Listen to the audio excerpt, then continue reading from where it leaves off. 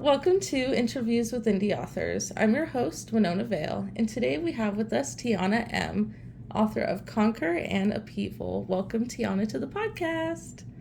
Hi, happy to be here. Woohoo! We're happy we're here. So excited. I just started reading the book, and I got 5 chapters in, already in tears. Oh my, that makes me happy, but I don't know. I'm happy because I like when people feel the emotions. I needed a good cry. I've literally been like asking, like, geez, like, can I just get a good cry? And like, I was wondering the other day, like, when was Oh, the last time that I've cried? And I really needed it. So thank you. thank you so much. I really appreciate it. Yeah, it was like, oh gosh, I think it was like page 59. There's a quote. Let me get there. Basically, it's page 59, chapter 5. It's X present day. Mm, And she's talking to Venus. And she says, you know what it's for, Venus? You gave up on yourself. You didn't see a reason to come back to your body, so you hurt yourself by staying disconnected from it. You need to find a reason to come back, and then the illusion will repair itself accordingly. And yeah. tears, absolute tears. I mean, Oh, from page 1, let me tell you guys. Let me hold on, let me make sure that's in frame, get it good. Okay, so let me tell you guys, from page 1, no, from sentence 1, so freaking good.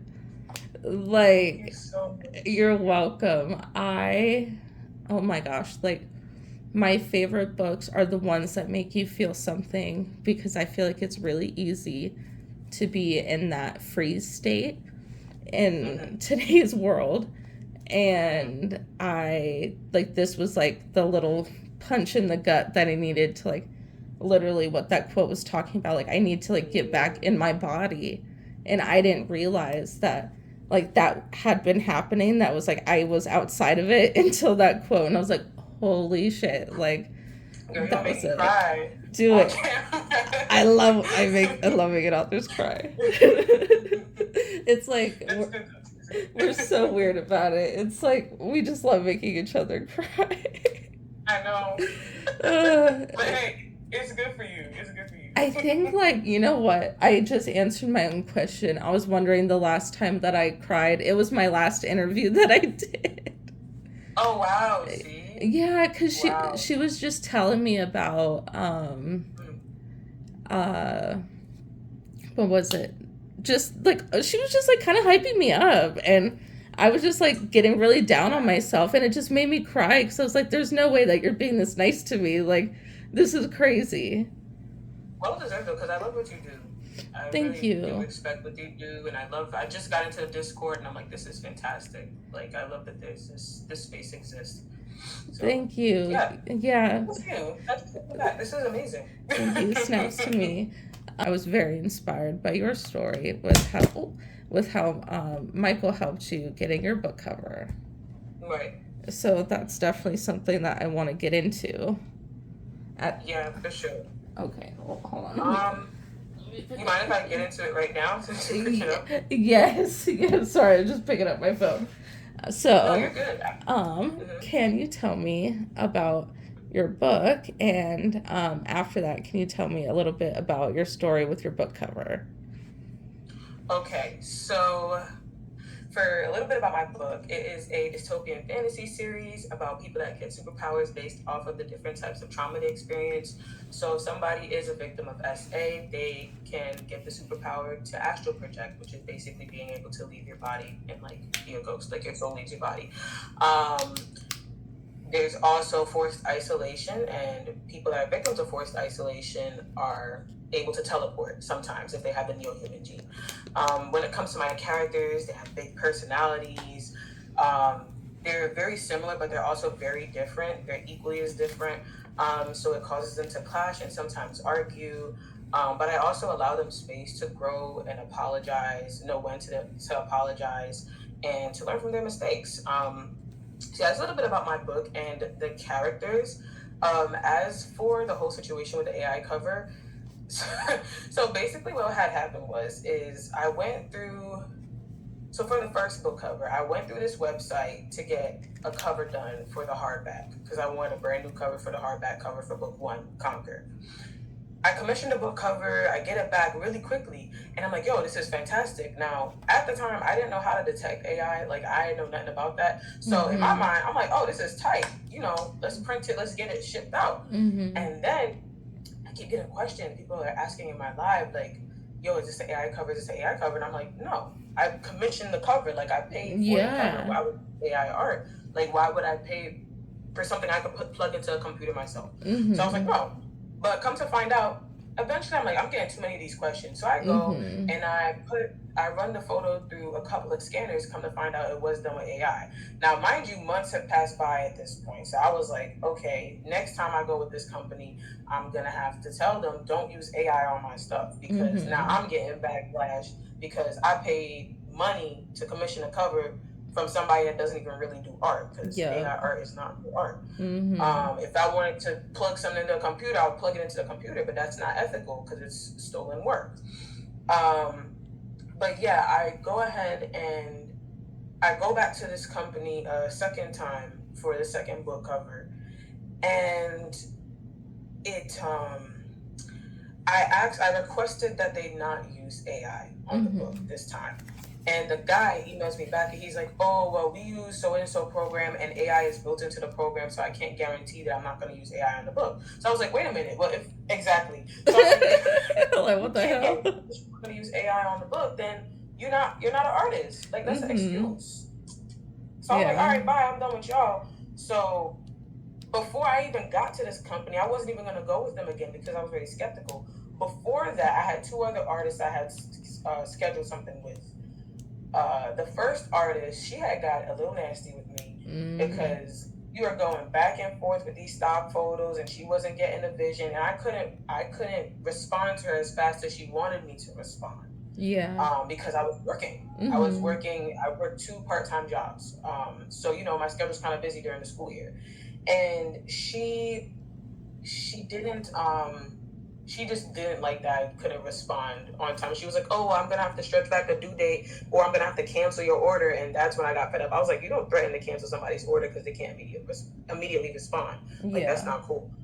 um so yeah, I left her alone and I went with this other cover artist that was unfortunately a recommendation from a mutual of mine. Mm. That also didn't end up working out because I paid her installments, but I wasn't seeing any line art. I wasn't seeing any drafts, nothing. And she kept coming up with excuse after excuse, talking about her tablets not working, blase, blase. And I'm like, well, girl, like, you, first of all, I shouldn't have to reach out for you to check in. You know what I Yeah. mean? Like, you should reach out to me as the freelancer and tell me what's going on. She didn't do that. So I was like, all right.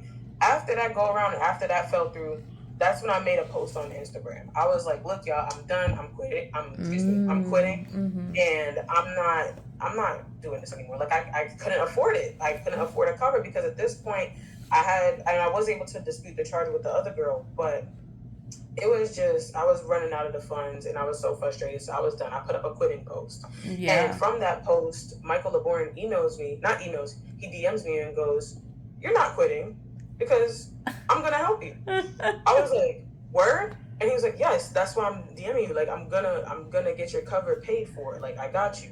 So he goes to the Left Unread Discord community and they collectively raised money for me within his community to get this cover commission for the second book cover. Um, and I actually have a mutual of mine who we've been mutuals for like over a year now. But Sky, lovely mutual, she is amazing. Loves Percy Jackson books. Yeah, she's awesome, and she was actually one of, if I'm not mistaken, she's one of the largest donors, I think, to that. So Oh shout out to her, wow. Michael LeBourne, and the entire Left Unread community. Mm-hmm. Um, yeah, because I would have quit if they hadn't helped me out. I was done. So yeah, that's basically what happened with that situation. Wow. And I was just so inspired when because I was in the chat as it was happening. Like, I was Mhm. watching the donations come in, and yeah, Wow. it was so beautiful to watch seeing the community Wow. come together. And then what was so cool and inspiring is that when you had made that post at the time, I mean, I have a lot of social anxiety, so I really wanted to message you when you had made the quitting post, and I had typed it out and everything, but Mm-hmm. I never pressed send. And then when I went to DM you, because I had been in a couple of your lives, and I was like, oh my gosh, like I need to interview her like ASAP. Like Oh, I need to get her in here. yeah. And I went to message you, like DM you on TikTok, and the last thing that was like in the messages was Mm-hmm. my message to you that I never sent. Wow. Get out. That's Mm-hmm. crazy. So it was a very full circle moment of like, this is where she was not too long ago. And like, book Wow. is like in my hand, like, Mm. here it is. Ooh, you gonna make me tear up. Two times. Can we go for three? Ooh. Wow. Yeah, uh, that's something else. yeah. So I really love this community, and you guys are phenomenal, and the amount of support that I've seen just in the past couple hours, just in my own community. And I think what is it like? I think I have 134 people, and less Mm-hmm. than that are active users. And Mm-hmm. I just put a call out there saying, hey, like, we have an author who needs help, and Mm-hmm. she would like to trade services with you, or Wow. like low budget. And multiple artists said, I will do this for free. And it's just Wow. like, I love them so See, much. and that's how you know what you're doing is important. Because without your help, that's community right there. And that's what I talk about all the time. I always talk Hmm. about community and coming together to lift each other up and help each other out. That's what it's all about. That's really, really cool. I Thank love you. that. Yeah. Yeah, it and what's interesting what you said about community is that I had just made one post about AI, just one. And just Mm-hmm. by making one post about it, she reached out, and then all of this happened. Like, Wow. just from one post. I was so inspired by what happened with you and Michael, like, and Mm-hmm. with his community showing up for you. And I often compare myself a lot of the times, like the bigger book talkers and things like that, Mm-hmm. because, like, although, I've interviewed, a whole season of authors at this point, and like I have over 100 people in my Discord, it still feels, Wow. really small compared to everyone else. But at the Mm-hmm. same time, like, I was able to give this author an opportunity that she didn't have when she started the day, and that's really Right. cool. Yeah, absolutely. That's awesome. So go team, go us. What was life like before you started writing? so I so I'm trying to think how far back should I go? So originally, no, rewind. I've always been into the arts my entire life, Mm-hmm. whether it be music, drawing, whatever. I was always into creation, creativity, and all that. I've always been a creative person. Um, so I used to sing. I used to sing in choir. I sang up until high school. I did NISMA and a couple of other professional events, black tie stuff. Mm-hmm. Um, and then as I graduated, well, was about to graduate high school, um, singing low key became something that I wasn't sure that was actually going to get me anywhere. So I just kind of fell off of that. So I was like, all right, I'm going to be a psych major.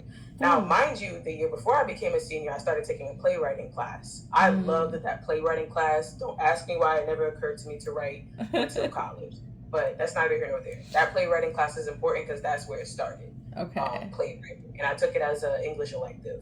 Wow. Um, yeah. So after I graduated, I went into college to get my bachelor's degree in psychology. And because I was getting my psych degree, I also did a counseling internship. Now, Mm. in the middle of all this, of course, COVID happened and Of quarantine, course. Uh-huh. which which led to a lot of self-reflection and all that. And I Mm-hmm. was not enjoying my degree at all. I was struggling to Oh. focus in class. Yeah, I was just very unhappy with what I was doing in college. Um, However, at the same time this is happening, I had at least two college professors tell me, why don't you pursue English? Like, you're really good at writing. Why don't you try that? So after I got that feedback, I was like, yo, let's do this. Let's try English. So I became an English major, and I took my first writing workshop out of several writing workshops that I have taken before, which was my creative writing class. Now, keep in mind, I still got to finish my counseling internship because it's also adjacent to my minor in student personnel. Um, so I'm still taking sociology classes. I'm still taking classes about counseling. So we're learning about trauma, and we're learning about people that deal with trauma and the mental effects of trauma and all that stuff. So as I'm still discussing this stuff and I'm in creative writing, that's how the idea for Conquer was born. And it's crazy because it's almost like, had I not been a psych major first, I would have never got the idea for Conquer. I would have never got the idea for that book. So I don't Whoa. know. Some people say everything happens for a reason, but I guess that was the reason because um, that's how if I was not a psych major, I don't think I would have came up with the idea for that book. So Whoa. So yeah. you didn't start writing really before coming up with this Say that book? one more time. I'm sorry. So you didn't start writing really before coming up with this book? So I did start writing. The first few things I wrote was Oh, playwrights. yes, yes, yes. So that was a completely different form of writing, and that was like when I was 17. Okay. That's a lie, when I was like 16. And then I would say when I was like 17, 18, I had this completely different series idea. It's not really good though. I had to look at it. So I dropped that series because I didn't really care for it. I didn't like it. Yeah. So then after that, I came up with the idea for Conquer after doing some short stories, some poetry, and then the idea for Conquer occurred, and I was like, let's try writing a book. And then I tried writing a book. But I did write some other stuff that shall not be named. Right, you're like, please don't look it up. Don't go there. You're good. Oh my gosh, that's so funny. Wow. So it really does like show you how, like you said, some things are just meant to be. And like during those first 5 chapters, like I could definitely tell that you have some sort of like mental health background or like awareness to you because I was like, oh, like this is really well thought out. Like I knew it involved trauma, but like the care that you took to portray these things so thoroughly was very well done. Thank you so much. I really appreciate that. You're welcome. I never annotate my books. I don't know why. It just feels like so much of a commitment, and then I don't like writing on the papers, but I'm trying to write in the book. So yours is like the first book that I'm annotating in a while. Ah! Ooh. And my book, not my book, your book, my handwriting in your book is just like all over the places. I'm just like so like and then that's Oh my literally the goodness. comments that I'm writing is just Oh my. Oof. Yeah, I'm gonna keep it together, but like maybe just a single tear. yeah, right. Oh my. Oh my gosh. Wow, that's such a cool backstory. It's always fun to hear how the authors got inspired. Yeah. That's Yeah. basically how that came about. So the next question was who or what was the catalyst that led you to start writing? So what got you into like playwriting? So that is a funny question. So let's just say that my electives at the time were very limited. Options were very limited at the time. I wanted to take African American literature in my junior year of high school, but it wasn't available until my senior year, and then everything else was like European and Shakespeare, and I was like, I don't really want to do that. Yeah, you're like, no thanks. I was like, playwriting sounds cool. Let's do playwriting. So yeah, that's basically how I ended up into that. And so it kind of happened by accident, but I ended up really enjoying it. So yeah, And now we're here. How cool. now I'm here. What did you start doing differently in your writing craft that led to positive change? mm, Outlining. Ooh, okay. So originally, when I first started writing Conquer, the very first draft of Conquer was pants, meaning that there's no plan when you're writing. You just write Yeah. with an idea, a dream, and vibes. So Love that's how I that. did the first draft of Conquer, and I genuinely thought, "Hey, I'm a pantser. Like this is my thing. This works for me." Yeah. It did not, and I had to find that out through experiences that weren't all that great, but I'm glad I had them. Mm-hmm. So with the very first draft of Conquer, I actually had a friend of mine look it over because she's always been brutally honest, and I knew she was going to Mm-hmm. tell me the truth. So she gave me a lot of feedback that made me want to rewrite the very first draft. And I did that. I pants that too. I didn't do an outline or anything.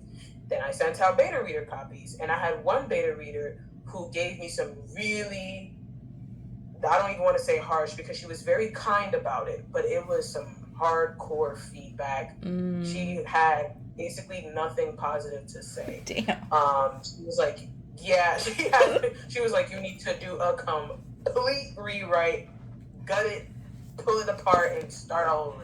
Holy shit. However, even though that was hard to hear, I cried about it. I went Yeah. to sleep and I woke up the next day, took a quick break, played some Zelda, and Yep. then I tried again. And instead of just panting this time, I was like, let me try outlining because I don't know what to do. Like, I was Mm-hmm. very lost at that point. I was like, I don't know how to fix this. This feels too big to fix. So I Yeah. was like, okay, start small, start in portions.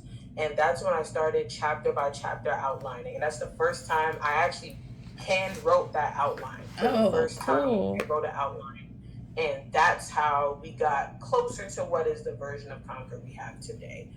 Um, so outlining is a huge thing that I've actually grown to love.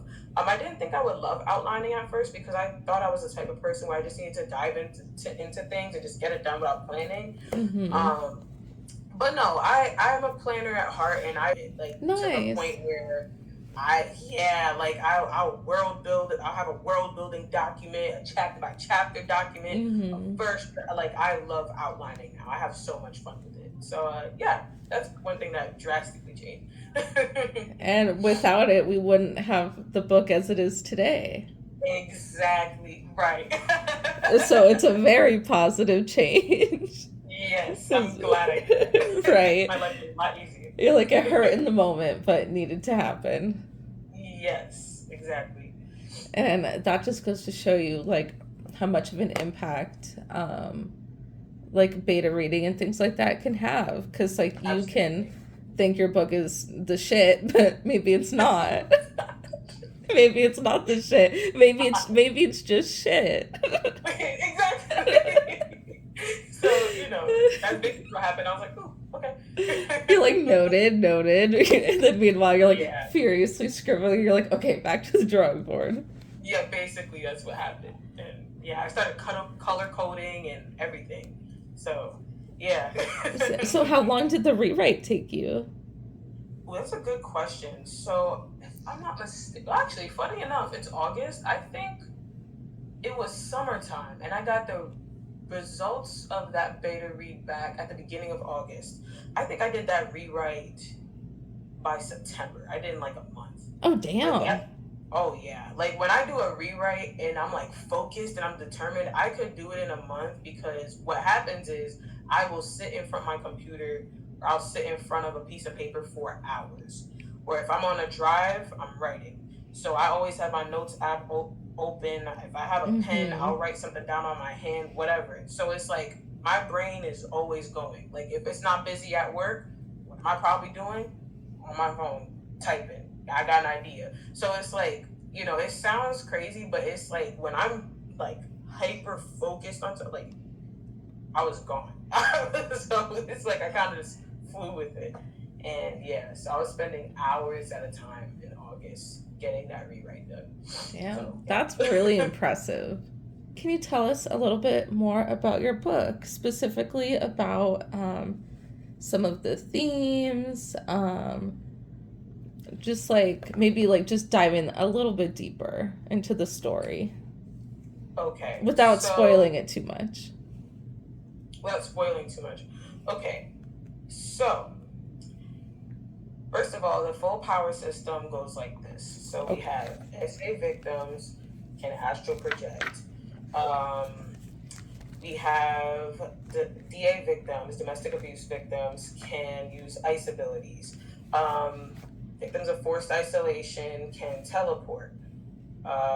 We don't see this ability often, but self manipulation is for victims that of kidnapping, people that went missing. We also don't see this one as often, but people who are grieving have life manipulation, like they can give and take life away from plants or even people. Um, then we have illusionist abilities, which come from child abuse victims, and then we have super strength that comes from victims of extreme bullying. Um, And yeah, then we also have a strange case in this book, which it's not really a spoiler, but this one character is a mimic. And he is Mm-hmm. the only mimic to exist where he can see the traumatizing past that caused the ability. So there's that one quirk I gotta add to the power system as well. So that's basically how the power system works. And they have to have the neo-human gene in order for the trauma to trigger that gene and give them the power. So if they don't have the gene and they go through the trauma, then it's kind of like whatever. Which we do talk about that briefly in book 2. Um, as for the world, we have the new cities and then we have the main cities. Mm-hmm. Now, the main cities are underfunded as compared to the new cities who get more funding from what's called the outlands. We don't talk much about the outlands. I don't want to spoil it, but let's just say that each of these cities are getting funding from a bigger government. And because the main cities are underfunded, it's more likely that this organization called Biology and Trauma Labs, or BT for short, hunts people in the main city because they can't afford to form their own training groups. They can't afford to form their own line of defense. They can't afford a contract with BT. It's like open season on neo-humans out there. Um, in the new cities, they can't afford all of these things. So BT doesn't usually go out there, especially because they're in contract with New City to not be out there. Um, so one of my characters also aspire to move to New City one day. Um, but I can't talk about that too much because it's also a spoiler. But one of them do aspire to move there one day, even though it's like an impossible thing to do. Like if you can't get a job out there, if you don't have any money, you come from a poor city. It's very unlikely that you'll make the amount of money necessary to move to a better place. Mm-hmm. And then additionally, we introduce generational trauma and its Mm-hmm. nuances in the second book because we don't really talk about it in the first book because Mm-hmm. her mom isn't as present in the present day version of the first book, but in the second book we do get into that a little bit more. But that's one of my favorite things about this series is the fact that because their trauma is linked to their powers, they have to their healing is directly connected to how well they can use their abilities. Their understanding of their past is directly connected to how they use their abilities and how skilled they are and what do they use them for. Um, so yeah, it's a little bit more about the Conquer series, and it's Oh. planned to be a trilogy, by the way. It's not completed, but Ooh. yeah. Okay, so let's get into that. So that's actually was my last question, but we'll talk about it now since we're on topic. I Mhm. my next question, well at the end is what are you currently working on, which I'm assuming is book 3? Yes, so I'm trying I'm trying to finish this rewrite of book 3 the same way I did the first book. I did the Uh-huh. first book rewrite in a month, so I'm trying to do that now with book 3. And I feel like because I feel like I've honestly grown as an author and as a writer, I feel like it'll be way easier for me to get through this rewrite. But I do have slumps where I need breaks. So when I'm not working on the third book of Conquer, I'm working on, well, sometimes I dabble in this shorter novella idea I had called Avarice, and that is a story I only work on around spooky season, Ooh. because yeah, it's a short spooky season story that I dabble in from time to time, usually during spooky season. Um, and the last thing is there's this idea I have that I exclusively talk about on my newsletter. Ooh. But it's an adult high fantasy idea, Mm-hmm. and it steals my attention quite often. So anytime I'm in like a writing slump or a creative slump or I'm running out of ideas, I always go back to this project because it's so much fun. And right now it's in its outlining stages, and I have like 3 different documents open, and I feel like Tony Stark moving moving pieces around his idea thing, and I'm like, yo, that's how that series makes me feel. So yeah, sometimes I'm also working on that as well. But yes, I am trying to do I'm doing a rewrite to get to the first draft of the third book, and then I'm going to read it over and then work on the second draft. And hopefully I could get it out by 2027, maybe? I don't know. We'll see. That's so exciting. Oh my gosh. Can you tell us a little bit more about Avarice? Okay, so Avarice is actually, so it's meant to be an anti-capitalism allegory, Mm-hmm. but it's Jumanji inspired. So it's about Oh, these. cool. Yeah, so I actually love Jumanji. I also like the reboots that have come out. Uh-huh. So yeah, I just thought it was a fun concept about these Yeah. college freshmen that get stuck inside of a video game. And it's during quarantine, so they're all bored, Oh, uh-huh. and they mask up and take COVID tests, and they go to play video games in their friend's basement, but they get stuck inside of a horror video game, and they Shit. quickly find out that this video game is it's not just a video game. Like, people are in this willingly to play for money. And when Ooh. money is involved and survival is involved, let's just say things get very messy with the friend group. So Mm. yeah, it's a definitely a darker story. It is a paranormal thriller, and there's shadow monsters, and it's like, yeah, it's really crazy. That's so exciting. Love your magic system. Or wait, magic system? What kind of system is it? You What could is it? call it a magic system. The only reason why I call it a power system is Power because it doesn't system. feel like traditional fantasy. Uh-huh. You could call it that. It's fine. No, I like power system better because it fits better. Yeah. Um, Okay. yeah, love the power system. I think the way you described it, I just know this book is gonna be so good, and I know it's gonna make me cry so many times because, Oh my like, it's the way you set it up to have them have to like master. Wait, hold on, I wrote it down. Look at your notes. Like the healing and understanding of their past. Like that's kind of the key to understanding like how to master their power, and like the way you wrote it is just so easy for that bouncing ball effect of like the conflict, and then like sort of like the healing from the conflict, and God. um like really satisfying emotional um scenes, but Thank also you. like emotional levity like that comes from the healing. So Wow. Thank you so much. you're welcome. I can just see it. I'm so excited. Thank you. um Thank you. I'm so excited that I bought book two at the same time because I was like, oh, should I just buy like the one book? Like, but then you had the bundle, and I was like, well, how could I say no to a bundle? Yes. Yes. Yes. Like, you really got me. Like, you really did. Because I just had the, Um. I had like book one in there. Well, no, I had both books, and then I Mhm. took away upheaval. I was Mhm. like, no, like I can't afford it. Let me just like stop here, and then, Oh. and then it was just Conquer. I was like, wait, the price difference like with the bundle like isn't even like that much of a difference. Like I might as well just get both, and I was so happy that I did because I'm definitely Thank you. gonna. Thank you. You're welcome, because it's like it's one of those books that like you want to keep reading, but then also you have to like take it a little bit slow because it's emotionally heavy. Mhm. So it's like I read 5 chapters today. I think that's like all I can handle. We'll see how Oh. we'll see how much I can handle tomorrow. Oh my goodness. Yeah. You're not the first person to say that, so I definitely understand that. Yes, yeah, it's a little heavy, but that's okay.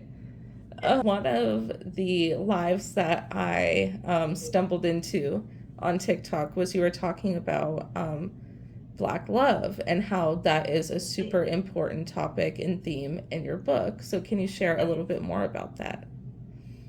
Yes, absolutely. So, anytime I'm talking about Black love, most people might assume that I'm talking about romance. And while Mm-hmm. there is a romance subplot and both characters are Black, he's Black, she's Black. Um, I mean, Black love in a sense where even just our friendships as well, on a platonic level, even family. Um, so there's a lot of Black sisterhood. I talk about it Mm-hmm. a lot. I probably talk about that more than I talk about the romance subplot, actually. Um, Love that. yeah, because we don't, there's so many different networks and shows out there that portray us fighting each other. Like we Mm-hmm. don't like each other. So whether it be a romantic relationship, there's always some type of stipulation where he's baby daddy or he cheated or, it's always some type of stereotype. And I'm like, what if two Black people just loved each other because they love each other and they care about each other? And what if they, even though they make mistakes, they're able to resolve them together like a unit? Like, why can't that be a thing? Even in Black sisterhood, like there's so many shows and networks out there that show Black girls fighting and Black girls can't get along and drama and da da da. And it's just like, but this is not my lived experience, right? My whole life, I've grown up around all kinds of Black love. Both my parents have been together they've been together for more than 25 years, Oh, wow. but Congratulations. they've been married for 26 years. Wow. So that's the kind of stuff I grew up around. And not only are both my parents Black and they're still together and they're still married, my aunties both have Black husbands. I can't name an auntie who doesn't have a Black husband, and I have a Mm-hmm. lot of aunties. So it's like when my lived experience is constantly being surrounded by Black families who were born out of two Black people who chose to love each other. Not even just talking like platonically right now, but just romantically, like two people that chose to love each other and then create a family in which we also love each other. Um, it's so strange and odd to me when we don't see that portrayed in mainstream media, and it's actually sometimes it's kind of annoying. And it's not to say that I don't read interracial romance, that I'm against interracial romance. That's fine. In fact, I read books about it and it's good. As long as it's a healthy relationship and everybody's happy, wonderful. But it's just that we don't often see Black love as often as we should. It's Mm-hmm. almost like everywhere you turn, that's what you see, especially in the trad publishing industry. Every Mm-hmm. time I pick up a trad published book with a Black girl main character, the dude is never Black. Why is that? Like, why do we keep doing that? And oftentimes, I even hear authors talk about how they would try to have a Black couple in their book, but agents or editors would push for an interracial couple. Mm. And it's just like, but Black people are allowed to love each other and have families together. So it's like, I don't know. I'm just for me personally, as a Black author, if other Black authors write interracial romance, that is where they choose to be. And I love them for that and I support them in that. However, as for me, in this household, I want to celebrate and uplift Black love, because if readers feel like they got nowhere else to go, well, I'm here and I'm Mm-hmm. writing Black love. And I'm going to show y'all that this is my real life experience. Like, we do love each other, right? We do exist and we do stay together for long periods of time. I don't know nobody in my family that's gotten divorced, except for maybe like one. But as for my parents, my parents are here right now. Like, I live in their house, so it's like, Mm-hmm. it's just yeah, I want to see more of that in the publishing industry, and I want to be a voice for that as much as I can. So yeah. Wow, yeah, that was a very beautiful response. Oh, You're welcome.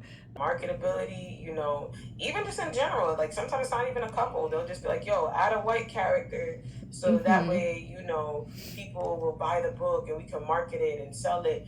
But you want to know something? And this is why, for me, I love indie authors so much, Yeah, because that was we don't literally get where into my it. mind was at. Yeah, see, we on the same wavelength. Yeah.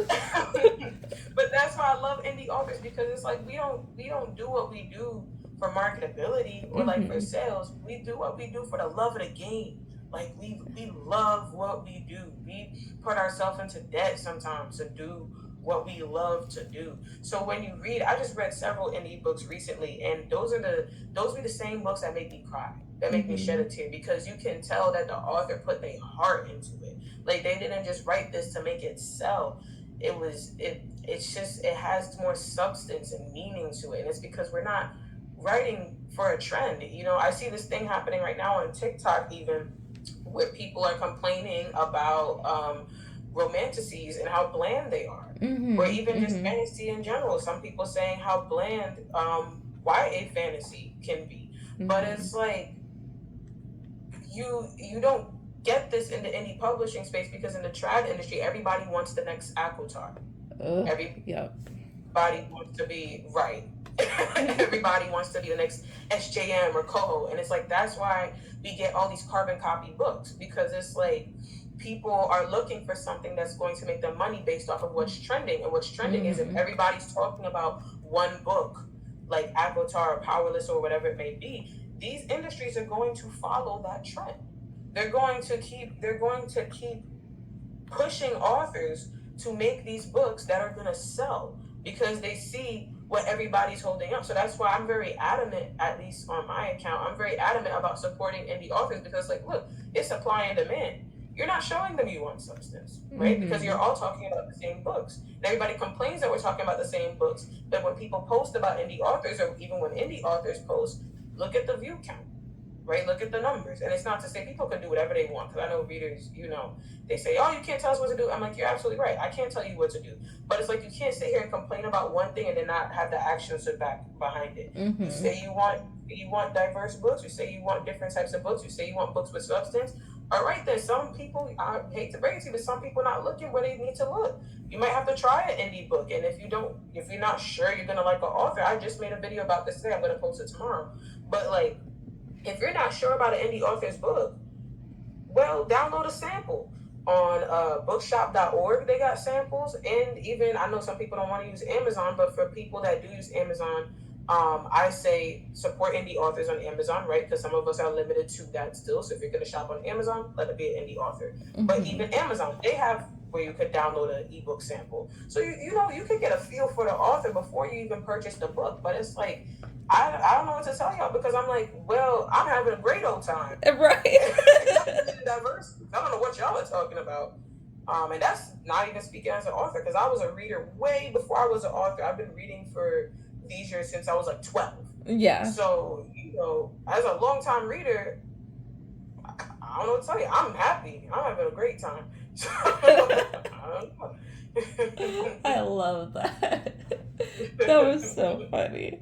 Um, well, on the subject of good books and having a good time, do you have any indie books that you'd recommend? Oh, do I ever? So I just read, I just read The Ascent by Y. Who? I'm sorry if I butcher her name, but it's Okay. Y and her last name is HU.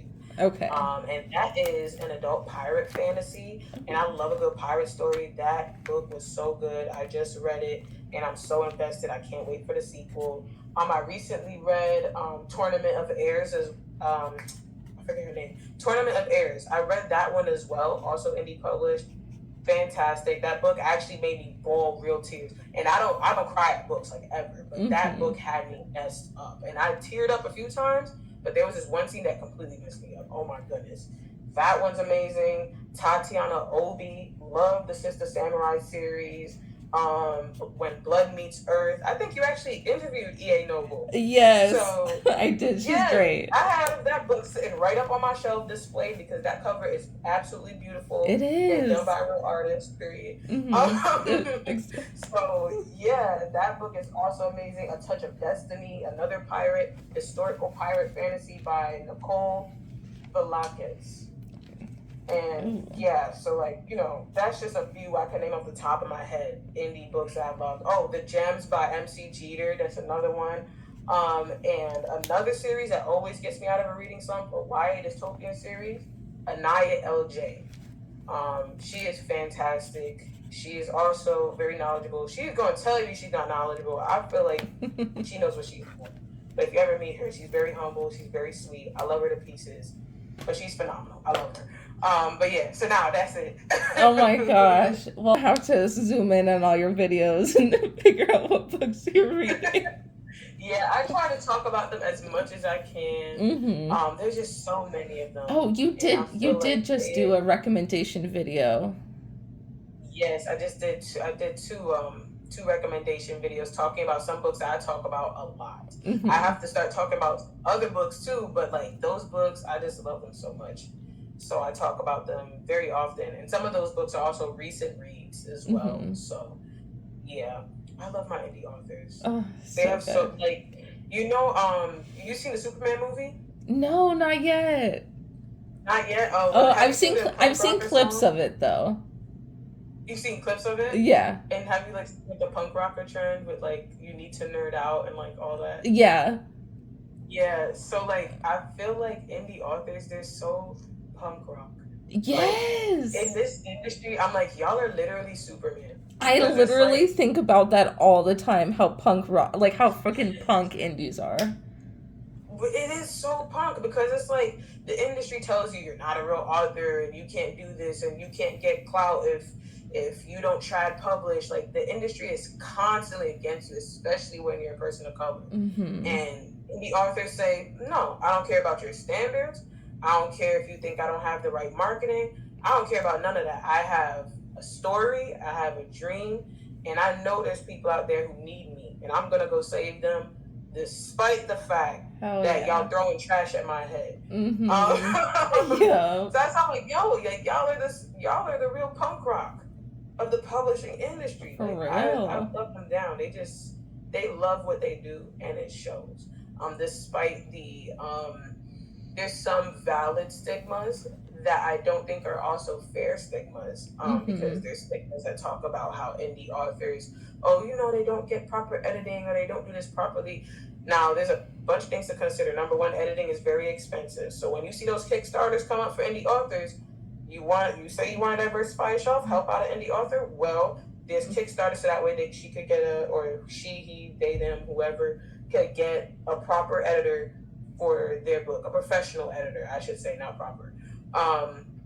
But yeah, so it's like, if you want that to happen, well, we have Kickstarters and stuff, so it's like you can donate to that. And for those who don't, like I said earlier, download a sample. Every single indie book you see isn't automatically bad. That's a stigma. And while sometimes, unfortunately, some authors may make it a bad stigma because they don't take the necessary steps, it's not a real stigma. Because Mm-hmm. I have all these indie authors on my shelf who write phenomenally and have wonderful books, but you're going to miss it because of the stigmas. So while I Mm-hmm. understand where people come from with that sentiment, it's not a fair sentiment because it's not always true. Yeah. Um, so yeah, I just had to get that off my chest. Yeah. No, that's so true. I think it really, I mean, obviously they care about their books, right? But sometimes it like it blinds you. Like you can't see like what like is actually there in front of you and you're just like, well, like let me just publish it. And then Exactly. you're like, well, maybe we shouldn't. Like maybe we should do a couple Yeah, more and it's like rounds. sometimes, like I'm gonna be honest with y'all, like my first book, for the first chapter after publication, I cut that first chapter back a little bit because it was too Mm-hmm. long. Mm-hmm. So I looked back at it and I was like, I this isn't gonna work. This chapter's too long. So I went back, fixed it, and republished it. It happens sometimes, and it's okay to make mistakes. But another thing I also talk about is, for me personally, at least, I know I try to give indie authors some grace. Now, if I'm really not enjoying the book and I'm like having an awful time, it's like fine, I'll DNF it because I just can't get through it. It has to be really bad for me to DNF an indie author's book.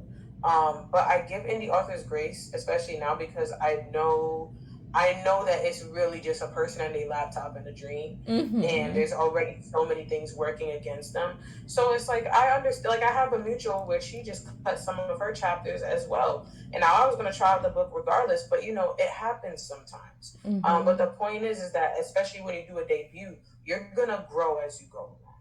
right? You're not gonna be at the same point you are right now. I'm sure I'm gonna write whatever books I write later on, and I'm gonna look back at this series and be like, oh, I could have done this, or maybe I should have done this way, So it's like I feel like for me personally, the more I grow, like not no, let me reword that. The older I get, the less I know. So it's like the Mm. more I know, the more I know I don't know anything at all. I forget where the quote comes from, but that's exactly how I feel. Mm-hmm. I'm in a constant state of growth all the time, and I'm okay with that. And I need other people to be okay with that for themselves and for each other. But yeah. Yeah, that's so true. I think that once you come to the understanding, like within yourself, that you are in this constant state of growing, and that's not a bad thing to like Hmm. be like have room to grow. Like it's not like if you're here and you want to be like up here, like that's okay. Like it's just like acknowledging that, like, okay, I'm not where I want to be at, but like we can get there. Exactly. Exactly. Especially with writing and Hmm. acknowledging, like, okay, again, like looking at your writing, or even having someone be brutally honest with you, and like, being able to accept Yeah. Exactly. that, like being able to accept their feedback and actually like make something happen with it, and like acknowledging and be like, you know what, maybe maybe they are right. Right, exactly. And that's part of the reason why I'm able. So anytime people like ask for advice about critique, they always say like, how do you take critique, or like how do you deal with critique? And I'm gonna keep it so abandoned with y'all. It's hard, right? Mm-hmm. I'll cry about it. I'm a sensitive person. So when I get critique, I'm not gonna sit here and lie to you and say, oh nah, like I'm mature, like I can take the critique because it makes me a better, stronger person, so strong, right? Especially because I'm a black woman. Everybody always strong black woman. I'm strong. Mm-hmm. No, I'm not. I'm sad. I'm hurt. That hurt my feelings. However, did she lie? No. This is booty cheeks. You have to fix that. So I cry about it. It's an honest opinion. It's an honest critique. It hurts. I go through the hurt, and even sometimes I still hurt. But you want to know something? At the end of the day, there's this quote from Luke Cage that he always says in the TV show. Well, no, it's a Netflix show. My bad. But he says forward always. That's how I Mm. think. I'm like forward always. Like you messed up, learn from your mistakes, and move on. If you gotta be sad about it for a little bit, be sad. That's all right. Ain't nothing wrong with crying and some tears or whatever. But the point is, you only lose when you give up, right? So I'm not gonna give up. I may need a break. What am I gonna give up? I handle and deal with my emotions, and then I be mature about it and fix the problem. And yeah, that's it. And clearly, I made a lot of mistakes with AI covers and beta readers don't like the bugs. So it's like I made plenty. So it's like, hey, roll with the punches. I love that. What did you say? Forward always. Forward always. That's Luke Oh, Cage. love Yeah. that. I'm gonna use that. I'm gonna use that. Yeah. It's really simple, but it tells you what you need to know. Yeah. Yeah. Good show, by the way. They should have kept it going, but that's besides the point. You're like, bring it back. Yeah, yeah, yeah, Oh my yeah. gosh. Well, I want to be cognizant of your time because it's already, I think, almost 8:30 where you're at. Almost. Yes, Yes. almost 8:35 minutes. Yeah. So I'm gonna let you go, but this has been so lovely. Thank you so much, and thank you for interviewing me. It's an honor to be here. This went great. This was fantastic. Of course. I'm really glad you were able to get on. Especially I feel like on a little bit of a short notice because it was kind of just like, and random too. I kind of just like reached out, slid into the DMs. Hey, some of the best conversations happen in random, so I'm That's not mad. true. That's true.